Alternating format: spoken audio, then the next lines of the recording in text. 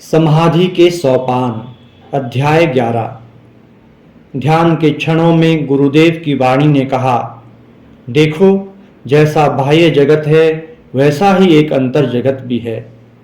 एक आत्मा का संसार है, एक नाम रूप का संसार है।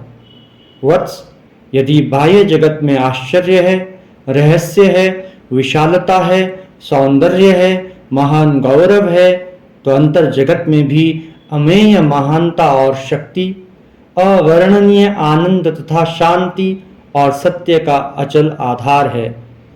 हे वत्स, बाह्य जगत अंतर जगत का आभास मात्र है और इस अंतर जगत में तुम्हारा सत्य स्वरूप स्थित है। वहां तुम शाश्वतता में जीते हो, जबकि बाह्य जगत समय की सीमा में ही आबद्ध है।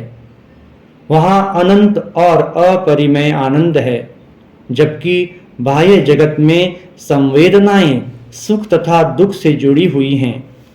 वहां भी वेदना है, किंतु अहो कितनी आनंददायी वेदना है। सत्य का पूर्णतः साक्षात्कार न कर पाने के विरह की अलौकिक वेदना, और ऐसी वेदना विपुल आनंद का पथ है। आओ, अपनी वृत्ति को इस अंतर जगत की ओर प्रस्तुत करो। आओ, मेरे प्रति उत्कट प्रेम के पंखों से उड़कर आओ। गुरु और शिष्य के संबंध से अधिक घनिष्ठ और कोई संबंध है क्या? हे वत्स, मौन, अनिर्वचनीयता यही प्रेम का लक्षण है, तथा मौन की गहन गहराइयों में भगवान विराजमान हैं। सभी बाहरी झंझटों को छोड़ो। जहां भी मैं जाऊं तुम आओ। मैं जो बनूं तुम भी वही बनो। भगवत पवित्रता के लिए भक्तों के हृदय विभिन्न मंदिर हैं, जहां सुगंधित धूप की तरह विचार ईश्वर की ओर उड़ते हैं। तुम जो कुछ भी करते हो उसका आध्यात्मीकरण कर लो। रूप अरूप सभी में ब्रह्म का देवत्व का दर्शन करो। ईश्वर से श्रेष्ठ और कुछ भी नहीं है। अंतर जगत की अंतरतम गुहा में, जिसमें व्यक्ति उत्कट प्रेम या कातर प्रार्थना द्वारा प्रविष्ट होता है, वहां अनुभूति में आध्यात्मिक जगत के ब्रह्मांड के बाद ब्रह्मांड भरे हुए हैं, तथा ईश्वर सर्वदा सन्निकट हैं। वह भौतिक अर्थ में निकट नहीं, किंतु आध्यात्मिक अर्थ में हमारी आत्मा के भी आत्मा के रूप में हैं। वे हमारी आत्मा के सार तत्व हैं। वे हमारे सभी विचारों तथा अंतर तब में छिपे अति गोपन आकांक्षाओं के भी ज्ञाता हैं।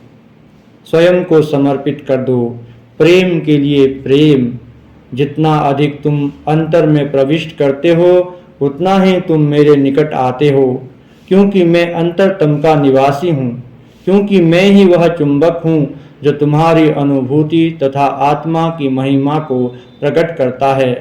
मैं आत्मा हूँ, विचार या रूप से अछूती आत्मा। मैं अवेद्य अविनश्वर आत्मा हूँ।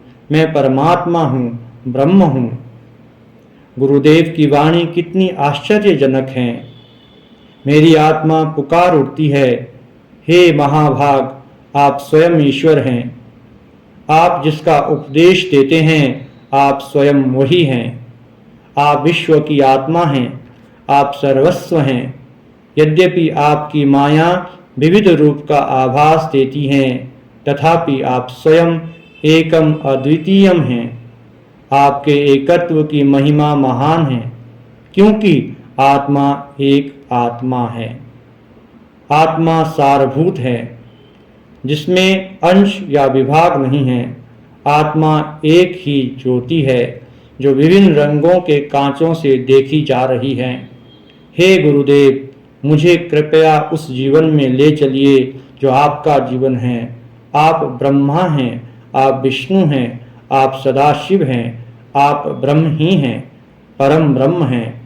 हर हर बम बम महादेव। उसके पश्चात मेरी आत्मा मानो 7वें आसमान में पहुंच गई और मैंने मनुष्य की दिव्यता के दर्शन किए, मनुष्य की दुर्बलता के महत्व को भी समझा।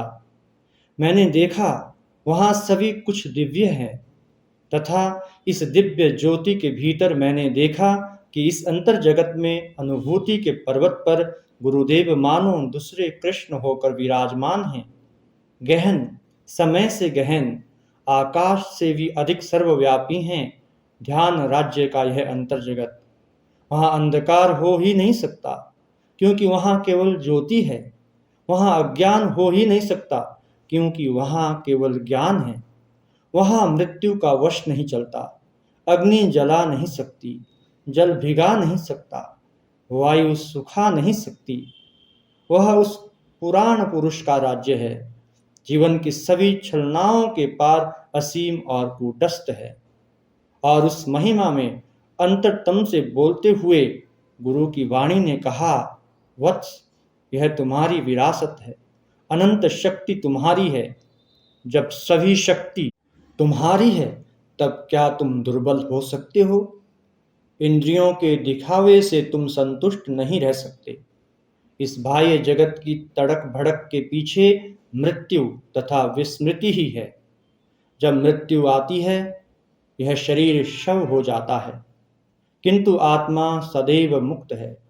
वह अशरीरी है, साक्षी है, क्योंकि शरीरों का नाश हो सकता है, किंतु आत्मा अनश्वर है।